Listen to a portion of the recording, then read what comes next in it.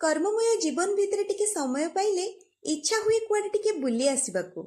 आज जेहेतु रविवार थिला आमे सजबाज होई बाहरी पड़िलु आठगढ़ बड़म्बा नरसिंहपुर साइड रे थिबा देवझर जलप्रपात देखी। पूरा जंगल एरिया बाट सारा खाली गछ ही गछ, भारी सुंदर परिवेश। बाटरे माणियाबंद हैंडलूम पाखरे पहुंचीथिलु। अति सुंदर भावरे सजाई रखिथिले, भारी सुंदर भी दिसुथिला। तापरे आमे आगे चलिलु आम लक्ष्यपथरे। गूगल मैप रे निर्देशानुसार आमे सहजरे पहुंची गलु देवझर ठारे। अति सुंदर परिवेश, झरणार कलकल नादरे पूरा परिवेश कंपुथिला। बहु दूर पर्यंत मध्य शब्द शुभुथिला।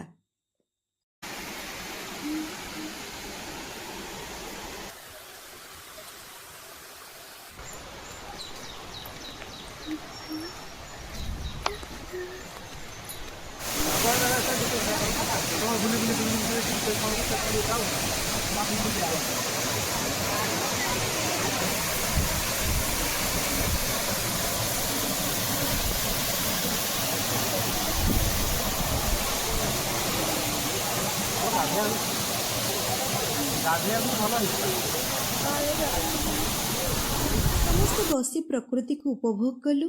किछि समय परे वर्षा घड़घड़ीर डाकरा शुणी सेठु तरबर हुई बाहरी पड़िलु। बाहरी पड़िथिलु माँ भट्टारिकांको दर्शन रे।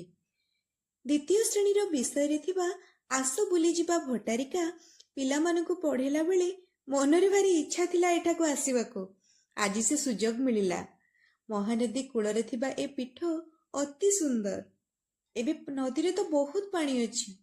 एठिको जेते थर आसिले भी नुआ परी लागिबो। पहाड़ जंगल रो पाददेशरे ओ नदीर कूଳରେ अवस्थित थिबारु चारित्रिक दृश्य भारी सुंदर।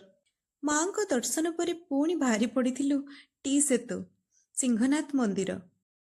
ए क्षेत्र सबुठु सुंदर लगे। नदी सह पहाड़र दृश्य दूररु भारी आकर्षणीय। मकर जात्रा समय तो एठारे भारी भिड़ लगी रहे। टी ब्रिज हेबा दिन ठारू एहा एक प्रमुख दर्शनीय स्थान रे परिणत होईची। लोक मानकर खूब भिड़ जमुची। किछि समय बुलाबुली करी आमे बाहरी पड़िथिलु।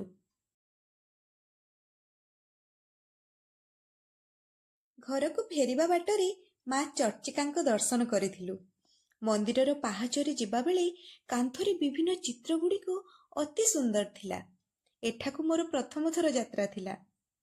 संध्या समय रे माँ को आलती दर्शन करी भारी शांति लागिथिला। एथि सहित आजिर यात्रा आमर समाप्त होइथिला।